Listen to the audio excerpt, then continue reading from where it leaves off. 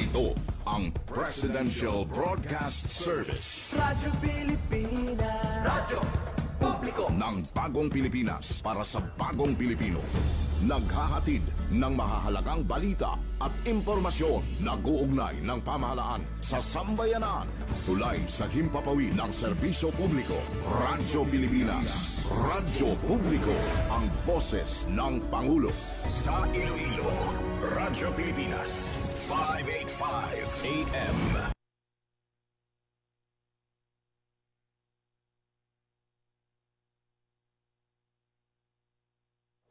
Philippine Standard Time, it's 10:06. Radyo Journal. Drisa. Radyo Pilipinas.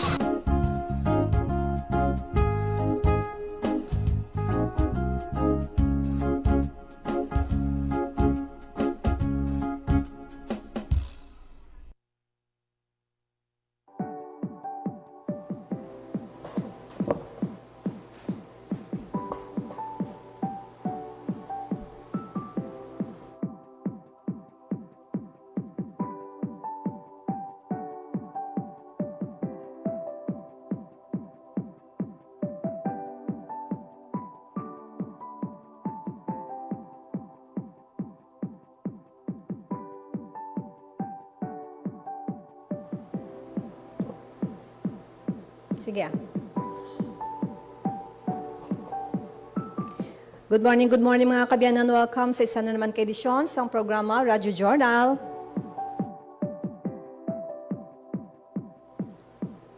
Being pabiyanay ni for this edition, it's February 23, 2026. Ulihing Lunes sa bulan sang Pebrero, mga kabiyanan. Dasig langgid ang aton siniiyang mga inadlaw.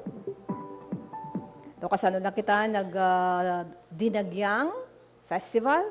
Subong naman iya ang aton sa niya nga pagbantay sa Parao Regatta. Sang last week lang kita nagtapos sa pagselebrar no sang Chinese New Year, particular diri sa syudad sang Iloilo.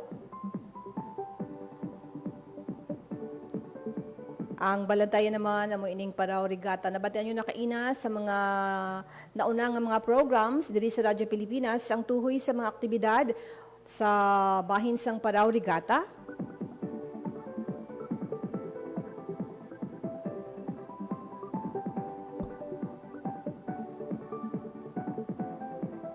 Aton man nga hibaluon naman no sa bahin sang mga programa nga ginapatuman sang aton sa gobyerno, particular sa mananuhituhay nga mga national government agency, ang DSWD no, ang Pantawid Pamilya Pilipino Program.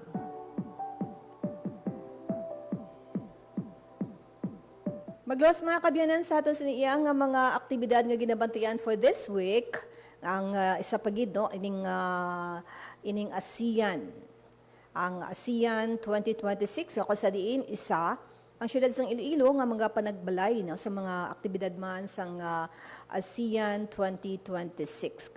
Kabangdanan nga nagpaidalom o napaidalom na nga sang red alert status ang Office of Civil Defense. Nag-inspeksyon na sila sa nanoy tuhay nga mga venues nga pagahiwatan sining ASEAN.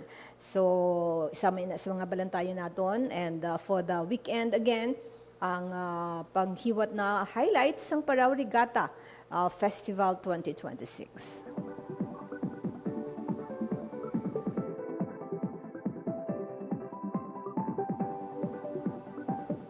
As mentioned man, no, ang kusadiin ang Department of Social Welfare and Development, isa sa mga manami no, nga mga programa nila is the Pantawid Pamilya Pilipino Program kag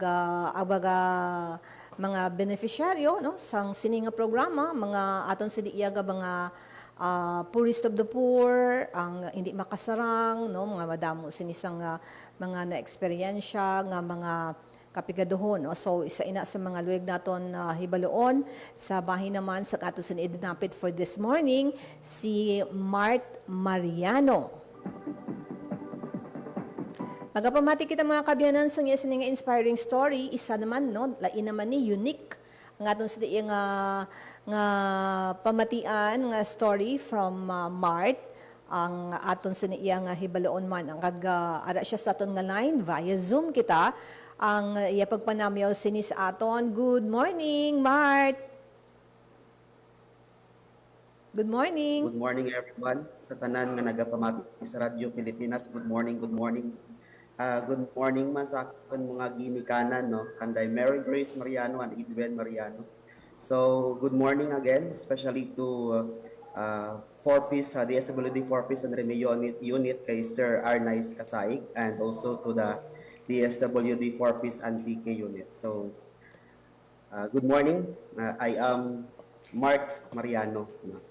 Yes, Mart. Currently fresh graduate last June 2025. So I am one of the beneficiary of the 4-piece. Yes, so konami no, fresh graduate cum laude. Cum Yes, laude ma'am, si cum Mart laude. no?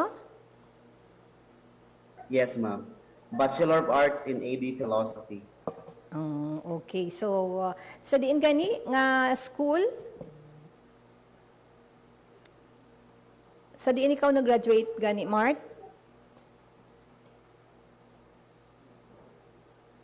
Diin nga school ikaw naka-graduate, Mart? I was graduated sa St. Anthony's College, Antique. Sa Antique. No? St. Anthony's College, Antique, ma'am. Yes, yes. And at the same time, I am undertaking formation sa St. Peter Seminary. So, ano kami, Anabi? Dala kami sa mga tuig nga wala pa kamo sa sining programa sang Pantawid Pamilya Pilipino program sang DSWD. Ano nga tuig kamo nga nakasulod, Mart? Okay, ma'am. So, lately lang kami nakasalad no 2023. Before that year, since lima kami magbugto, and since our parents are trying to give us good education, no? Siyempre, quality education medyo mahal. My parents decided to enroll us in a private Catholic school here in San Remeo in our municipality. So, medyo budlay ang kabuhi, survival, no? Pero nabutang sa pamilsaran namon nga ang education is the key towards success and a good life someday somehow. Then, actually, ang gurang ko nga sara, she's not a member of 4-piece kay. And then, this 2023, sa grasya kang Diyos, nakabaton kami kang beneficiary alin sa 4-piece. And then, sa bisan sa gamay lang bulig, no, it has given us an ease, no, when it comes to our financial problems, especially to our education. Kag sa grasya man kang Dios, no, daw amo ang nagbugtaw, ang nagdara ka namon sa kumbaga ma-realize namon nga ang kabuhi, no, nakasurvive kami not because of our own effort alone, but because of the people who was giving us nakatapos kami sa pagtuon paagi laman sa bulig kang ibang tao and most especially kang 4-piece. So luckily, no, sa grasya kang Dios, kang nagsulod ako sa seminary 2019 hasta nakagit sa 2025, no. Ura magid kami nabudlayan when it comes to financial problem. Kay ang bago gani, dari mga tao nga nakakita kang effort kag dedikasyon namon sa pagtuon. Abot ang grasya kang DSWD 4-piece which is a great help to us. And with the grace of God, no, I finished Bachelor of Arts in Philosophy cum laude. So I am the pioneering cum barangay. And tawag kara, I hope when I pray nga I can bring inspiration and encouragement to all may kabarangay way back there sa may balik sa may barangay namon sa bukid kang Kabungaan, no, redya man sa Banwa kang San Remeo. And sa grasya man kang Dios, no, after graduation, no, nakabaton tayo ng kukaobra I am now a private teacher here in my alma mater also, St. Vincent's High School, San Remigio Incorporated. No? And pila gani kanday Mart ka imo mga utod and anong work ni papa mo or ni mama mo that time sang wala pa ka mo nakasulod sa sining program?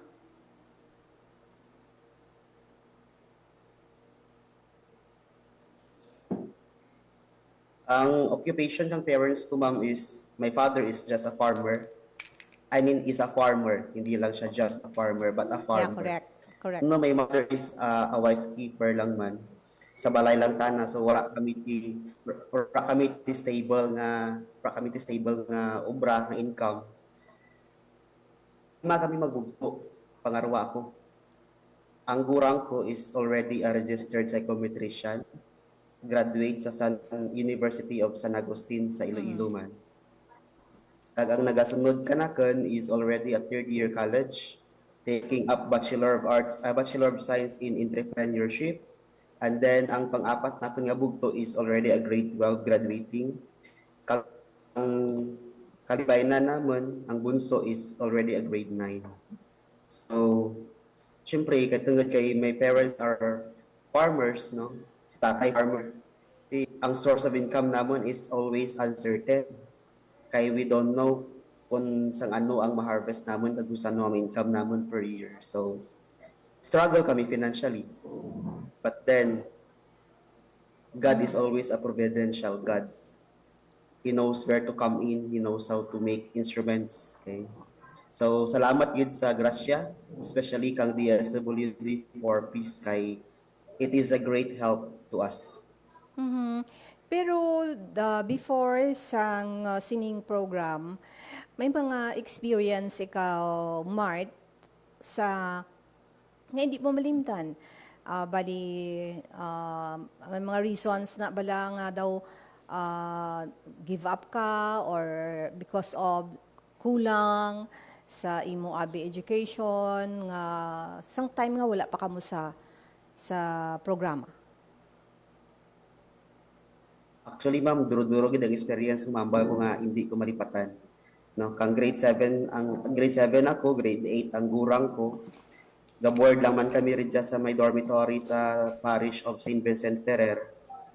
To tell you honestly, no, our weekly allowance is only 50 pesos. I-divide namon ra darwa. Di syempre ga-board kami, dapli namon dyan rin na. Pamasahin namon every Friday, mag-uli kami dyan rin na. I am not that kind of person nga every day dapat may bakal gid ako, may daragid ako nga kwarta sa eskwelahan. Ang obra lang naman para ma-survive kami sa 50 pesos is that alin pa lang sa balay, gadara kami kalaswa, bakal kami kauga, and then agwanta. Tapos I became a parish scholar when I was in grade 10. To be a working student is not easy. I need to divide my time sa obra ko sa parish and then obligasyon ko sa school as a student. No? But I survived not because I can do it, but because I am inspired. Kaya tungod nakita ko ang budlay kang ginikanan ko, kakabudlay kang kakabuhi. Na wala pa kami sa 4Ps, wala pa kami mga tao nga nagabuli ka namin. Pero kaya tungod nagprosige kami, nagpadayon kami, nangin resilient kami when it comes to tawag karakabudlay kang kabuhi. Ang grasya kang Diyos daw hindi man gid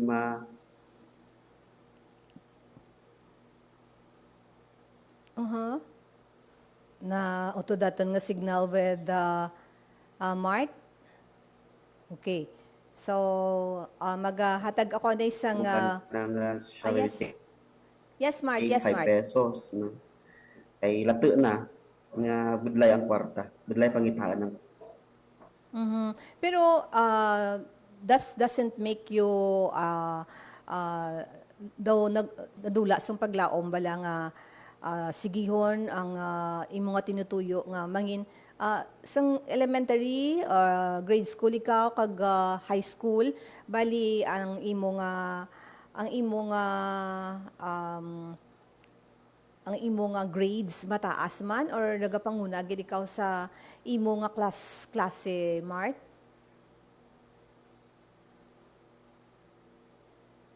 Ang elementary ako, ma'am, since grade 1 until grade 6 gid, no. Pangarwa lang ko ra permi. Bakat ako ang top, always the second. Kag pag-abot sa high school, since no very competitive mga classmates ko, I'm not consistent nga honor list. Okay? Kaso lang pag-abot sa college, dito ko na-realize nga ora ti ibang honor ang pwede ko matugro sa parents ko. Kag at first, I did not dream to become or to graduate with Latin honors, no.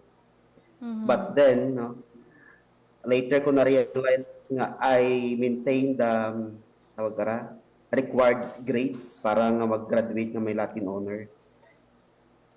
Amo to nabugtaw ang desire ko nga syempre kung mag-graduate ako nga cum laude in my barangay, I am the pioneer graduate nga cum laude. So, kumbaga, bagat lang ti tawag kara, honor ang madara ko sa parents ko, but then I can bring inspiration balik sa barangay ko sa din nakuhalin.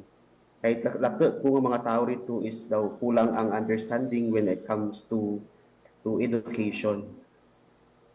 Budlay mong gidang kabuhi rito, ma'am. Yes. And sang nag-graduate ikaw high school, bali balaan mo na ang imo direction, nga magkuha ka sang philosophy or ano nga time nga na-realize mo nga gusto mo inang a course? Actually, ma'am, after junior high school, I entered St. Peter's Seminary, Just Antique. Since sa seminary ako, that required nga i-take naman na course is Bachelor of Arts in Philosophy. So, kag nagsulod na ko sa seminary that time is because daw I don't know kung ano gid man bala ang plano ko sa kabuhi. Daw wala ko ti direction. So that's why I choose seminary when I entered senior high school. Kag pagka-college, kahit tungod sa seminary ako, that is required na ang i-take naman na course is Bachelor of Arts in Philosophy. So, na-mention mo kaina nga ang magulang mo, stable naman siya, no? May family siya or drop na siya gyapon sa inyo? Wala pa tayo na family, ma'am. Gabuling ko yung gyapon ta na sa mga libayon ko pag sa balay. And mano-graduate ang ika-third, correct? Third year college pa lang, ma'am. Third year college. So, pila ka mo gani, kabilog, Mark? 5, ma'am, 5. So, ang other two, anong mga year nila? Ang pang-apat namon is grade 12. Tapos ang bunso is grade 9. And, So, sandatalad pa ang beneficiary corpus. so, ano nga year ka mo, graduate na ka mo sa ano, no? Or gasigi pa ka mo sa program? Sige pa, ma'am, kay may darwa pa ako kabalibayan nga beneficiary kang program. When ka gani na employ sa St. Anthony's College, Mart? St. Vincent's High School, ma'am, ako na-employ. So, since high school, na-employ. Ang ano, ma'am? As a teacher, ano ka Yes, ma'am, as a na-employ? teacher. Ano? As a teacher, yes, ma'am. Last year lang, ma'am. Last year. After, As a teacher. pag-graduate mo sa education, bali nagwa ka dayon board, Bali, ang course ko, ma'am, is philosophy. AB Philosophy. Hindi So- education. Okay. So bali, ano nga mga year ang imo ginatudloan subong? Senior high school and grade 9, ma'am. 11, 12, and then grade 9. Ano nga mga subjects in Mart? I am teaching CLE and ESP and community engagement, solidarity, and citizenship.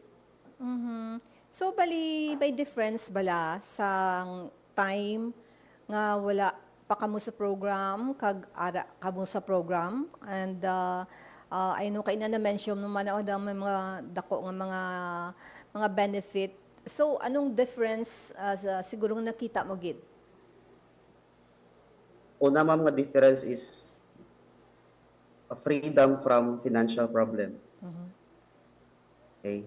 So amo man gid ang pinakabahal nga matugro kang program pa namon kay tungod amo ganiran when it comes to our education, syempre kung nura ti program, ang support nga mga bual naman sa may program is sagapon para kang parents ko sa iba nga pamaagi. So kay tungod may program, daw medyo naglalas ang kabuhi. Tapos dorong opportunities man nga nagsirilid kay tungod sa program. And ang parents mo bali, the same job o work ang ila or si papa mo until now?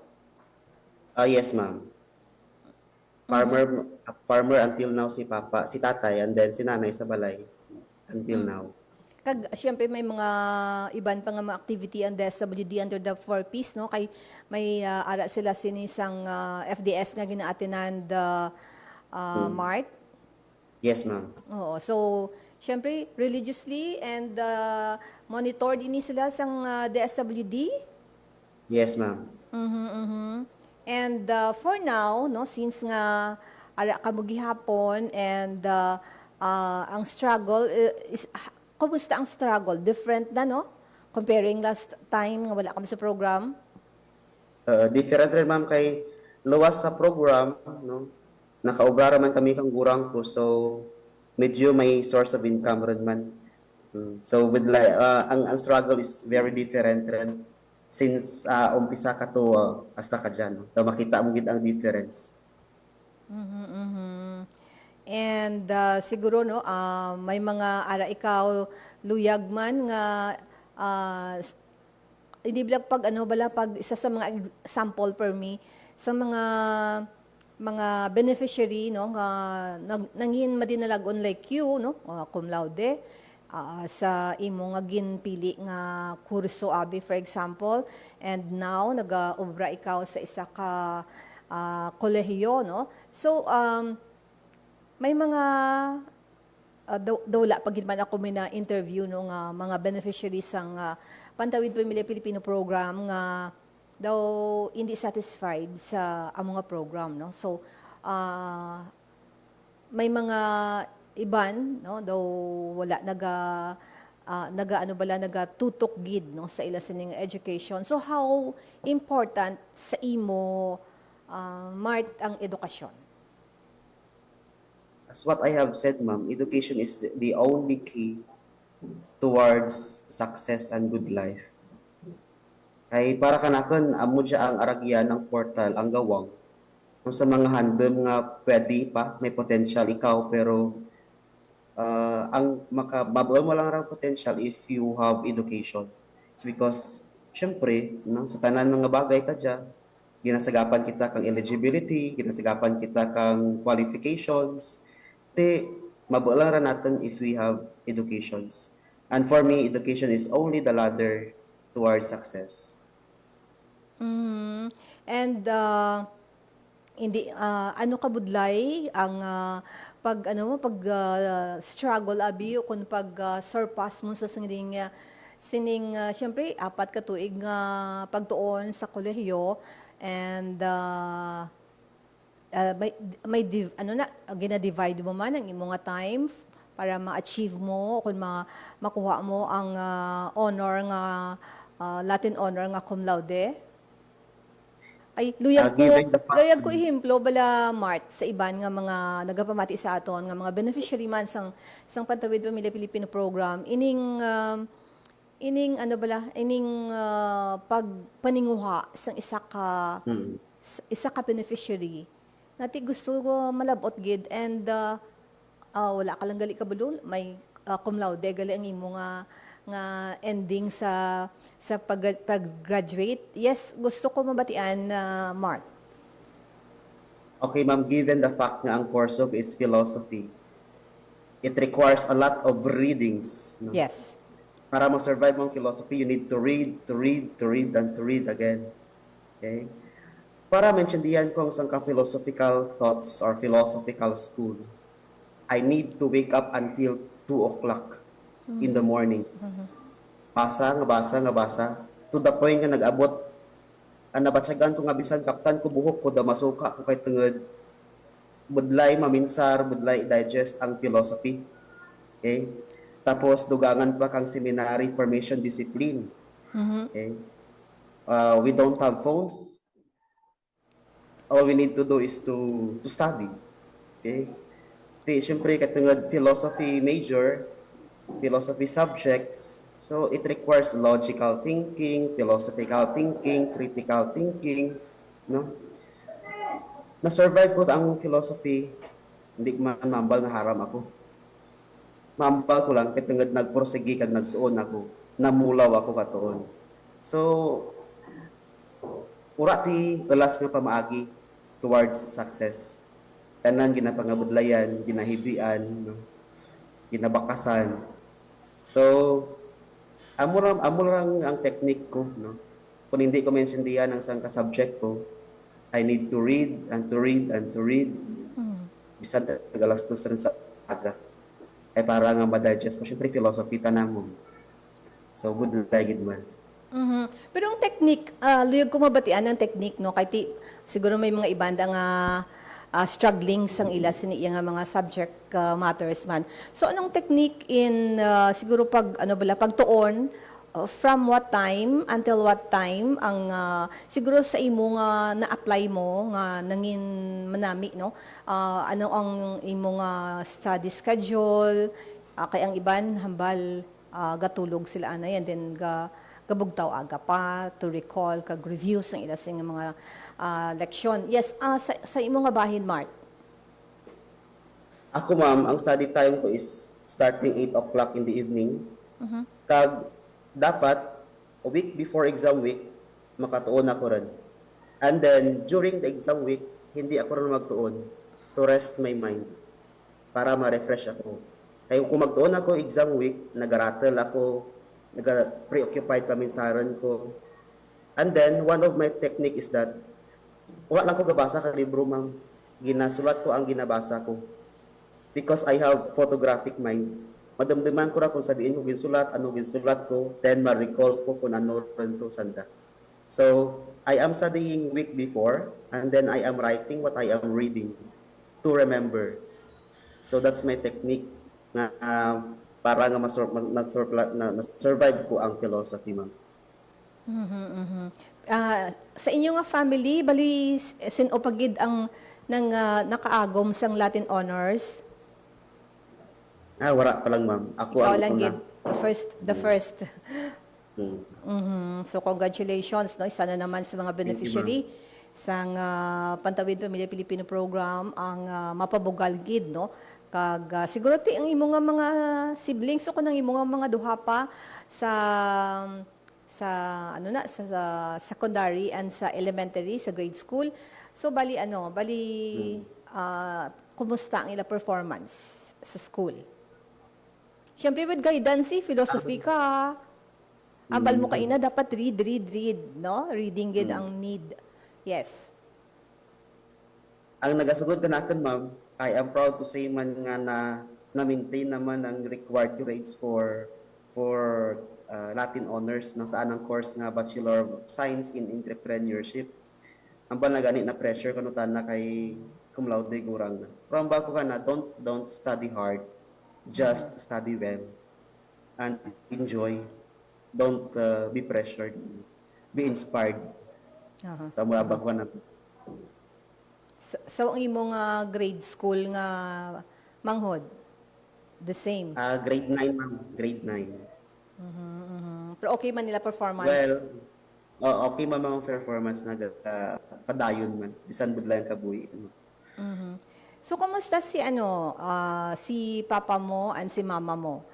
Since nga pila na kamo ka graduate duha, ang isa third year man graduate in 2 years time.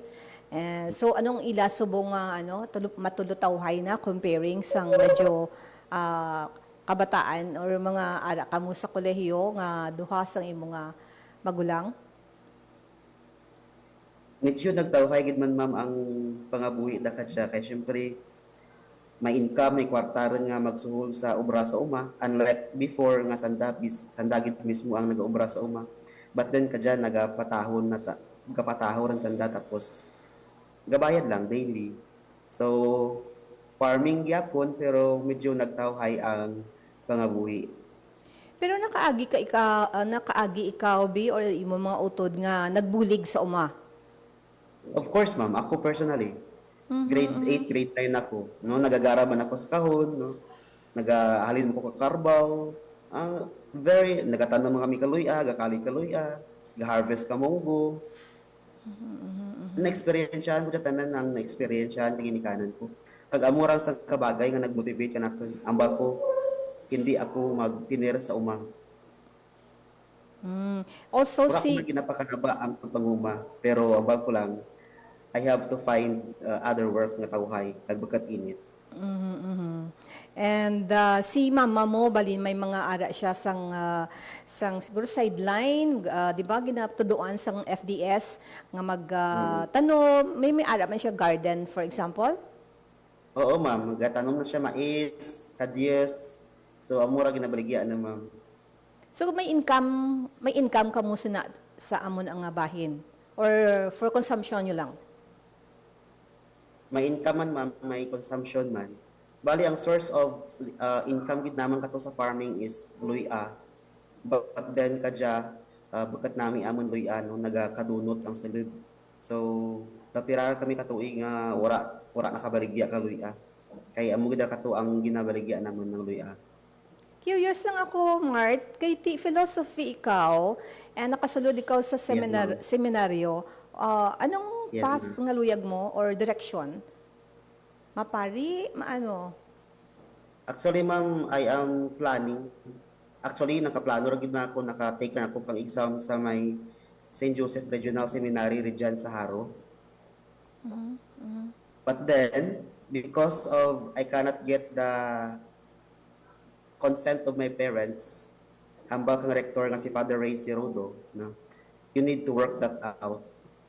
Because the same thing will happen kung hindi mo ma-work out ang amorang nga issue. Ito nga, siyempre, ang parents ko gapangayo kang 2 years nga magbulig sa libayon ko nga nagasunod kanakan. So, I am planning to proceed sa School of Theology.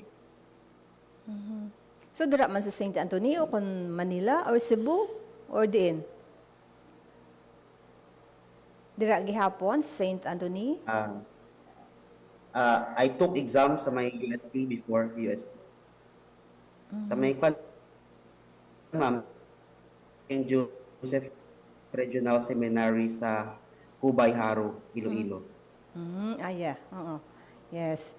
So, pero Pwede na maupihan. pero loaded imo subong subjects. Kahit daw duha ka year ang imo ginatuduan. 3 ka year, 3 subjects. Loaded ikaw hindi man. Hindi man, ma'am. Hindi maka-overload. Sakto lang. Yes. Madulog kita anay Mart ha. Madulog kita anay sa makadali. Magabalik kita no Sige, sa ma'am. air. Maghahatag lang ako sa mga pila ka mga pahanumdom no kay may kita ginabantayan. So standby lang and magabalik kita sa air. Sige, ma'am. Sige.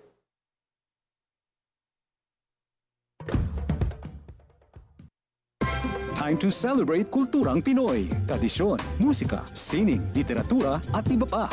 Anything and everything fun and Filipino. Ito ang Pinoy Kultura. Flight PR 1043, now boarding. Hey, that's us. Vacation, here we go! Always love flying the first and oldest commercial airline in Asia, our very own flag carrier, Philippine Airlines. Dreaming of love while cruising at high altitudes. Did you know this track was specifically made for Philippine Airlines back in the 70s? Composed by Jose Marichan and arranged by Ryan Cayabyab. Closer to heaven with 30,000 feet. Brings back good old memories, at the same time, creating new ones with a new generation. Oo, ang ganda pa naman ng kanta. Leave all your worries as we soar over the clouds. I don't know about you, but I always feel a sense of pride every time I see our flag carrier on airports or up flying high in the sky. They'll be shooting stars through time and space. Yan Yan ang Pinoy kultura because our culture is cool. Itinuloy na po natin ang zero balance billing. Libre po. Ibig sabihin, ang serbisyo sa basic accommodation sa ating mga DOH na ospital, wala nang babayaran ang pasyente. Po, ang dami pong challenge, hindi po namin alam kung saan namin kukunin, ganon, nag-iisip kung paano namin mababayaran. Siyempre po, masayang masaya, super saya po dahil na zero billing po kami. Opo, malaking ano po talaga, malaking tulong po. Mabilis lang din po. Bayad na ang bill ninyo. Uulitin ko, wala nang kailangan bayaran ng pasyente basta sa DOH Hospital dahil bayad na po ang bill ninyo. Naiyak ako kasi sobrang saya. Maraming salamat po, Mr. President Bongbong Marcos Jr. Hindi kami nagkamali ng taong ihinalal. Hi, si Ding Dong Dantes po ito. Pahiram lang ako ng 1 minuto mo. I know aware kang kailangan mong takpan ang ilong at bibig mo gamit ang dust mask kapag may pumutok na bulkan. Pero, paano kung wala kang mask? Ganito, kumuha ka ng basang panyo o bimpo para ma-filter ang nilalanghap mong hangin. Tapos, i-check mo rin siyempre ang mga kasama mong bata at matanda kung may suot silang mask para safe rin sila sa asphalt. O tandaan mo lagi yan ha, kasi #panatag ang may alam. Maging panatag, Pilipinas.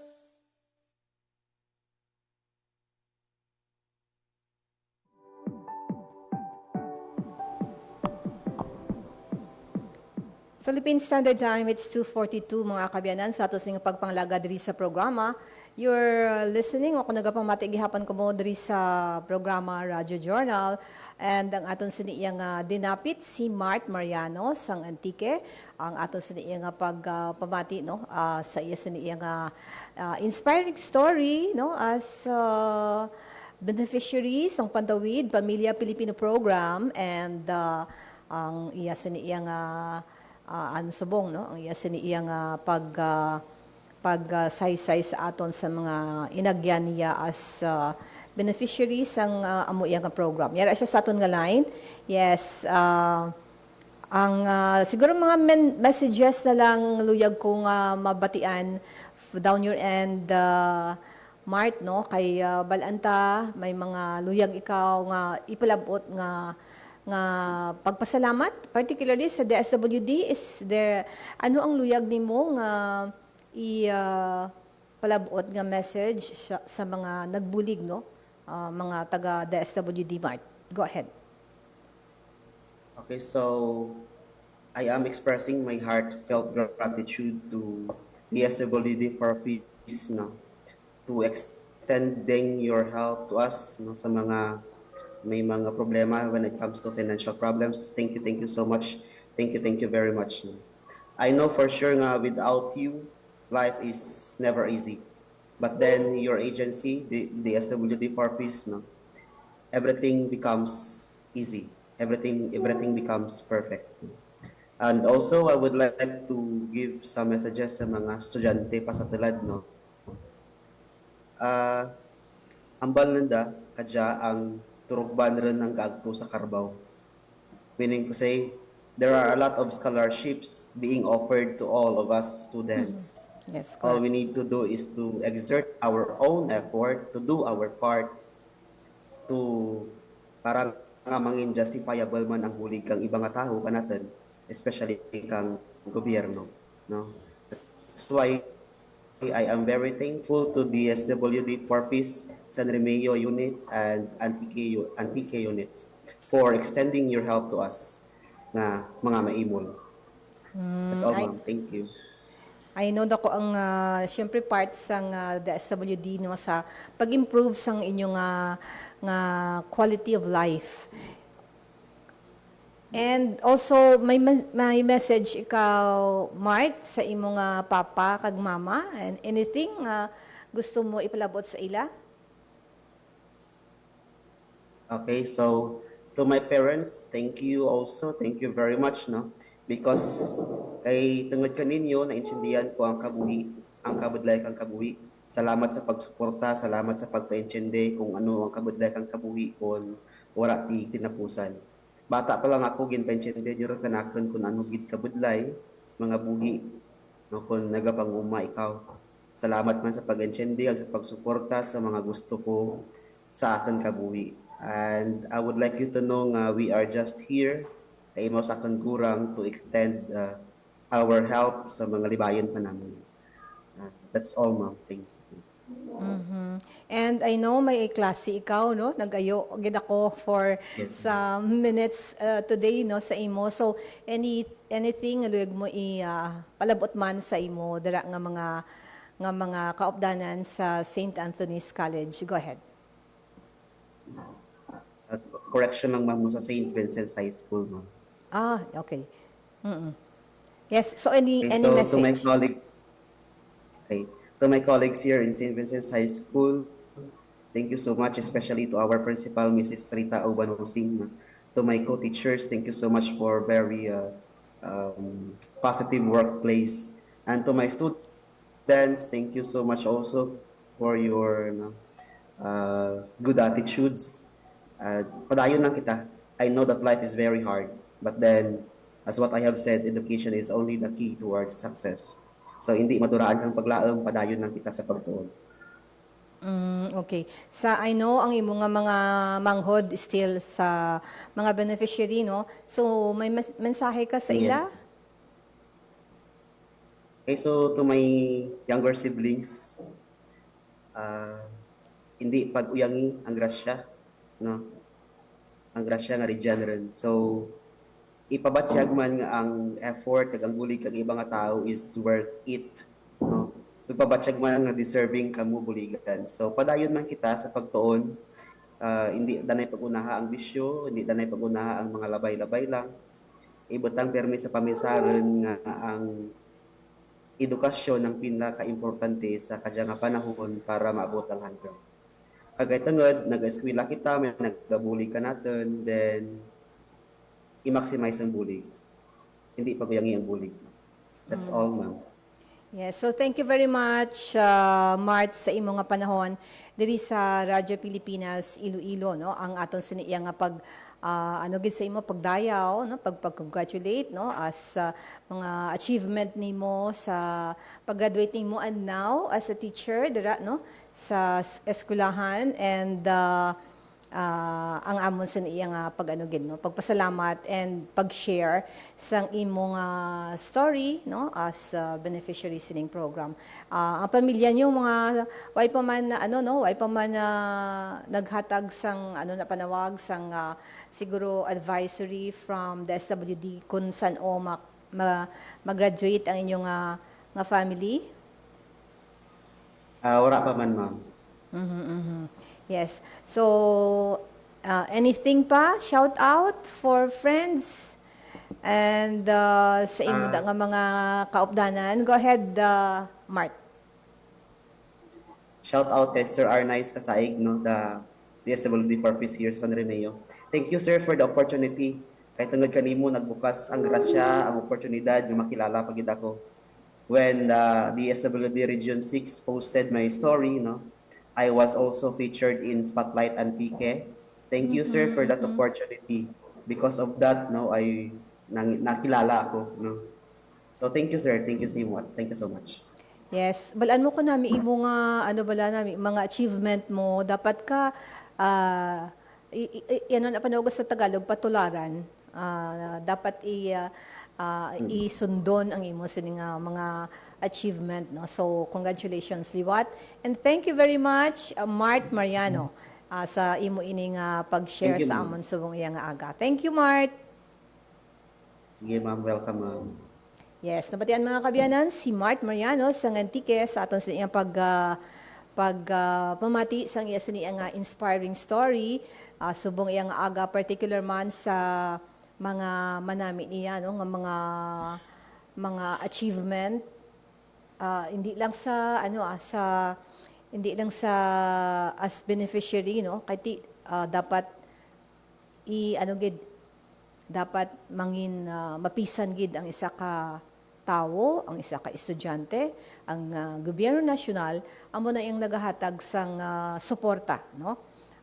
Sa idalom sining program sang Department of Social Welfare and Development, kadamo sang mga beneficiary nga nagasaysay sang ila siniya nga pangabuhi, and from very pigado, no, o kanong pigado, nag-achieve ang ila sining nga mga kabataan in terms of syempre pagpaninguha man sa ila sining education, no? Like sining iya siniya ni Mart nga kung sa diin ang iya siniya nga pagkatapos ang iya sining nga kolehiyo, cum laude ini siya mga kaabyanan. So madamo panimabatian naton nga mga iban man ng mga beneficiary in the coming Mondays ang aton sa pagpangalagad.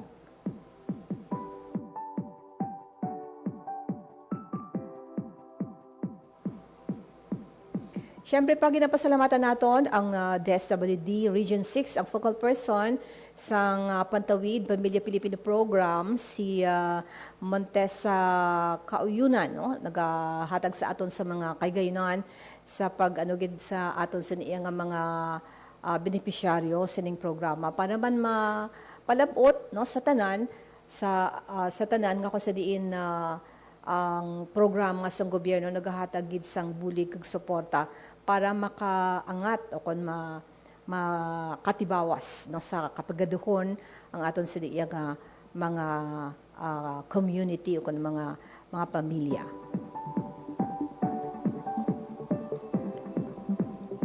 Dili na lang anay ako kutob mga kabiyanan sa ato sing pagpangalagad. Thank you liwat kay Mart Mariano sa iya siniya nga pagpud sa aton for this edition. Mga partners ko sa technical side sa studio, sa bahin sang studio si Alan Defante, sa bahin sang transmitter si Rochelle Jones Sotahero. Privilege man kita subong mga kabyanan sa atong studio, may arak kita nga mga students from University of San Agustin. Welcome sa Radyo Pilipinas Iloilo. Aside from University of San Agustin, ang Radyo Pilipinas may ara man sang mga OJT, no? Diri sa karon from ISAT University, Iloilo Science and Technology University. Pilipinas, salamat. Ako naman si Bing Pabiona. Maayong aga. Radyo Journal.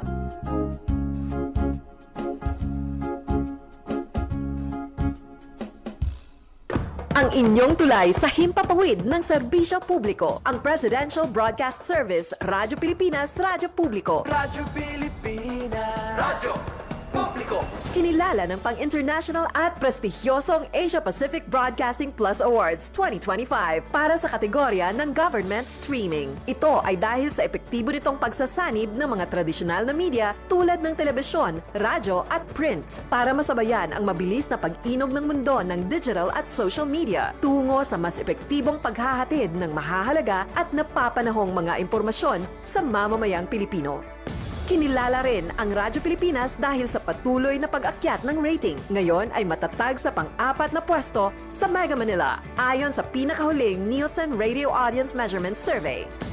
At sa social media, nakamit ang mahigit 2,000% pagtaas ng bilang ng mga sumusubaybay sa Radyo Pilipinas page sa unang bahagi ng 2025. Patunay ito na ang inyong Radyo Pilipinas Radyo Publiko ay tunay na kaagapay ng inyong pamahalaan sa paghahatid ng serbisyo sa mga mamamayang Pilipino. Mula sa aming lahat, sa ngalan ng inyong pamunuan at mga kawani ng Presidential Broadcast Service, kasama ang inyong mga himpilan ng Radyo Pilipinas sa buong kapuluan, Maraming salamat po sa inyong lahat, sa inyong pagtangkilik at pagkilala. Radyo Pilipinas. Radyo Publiko.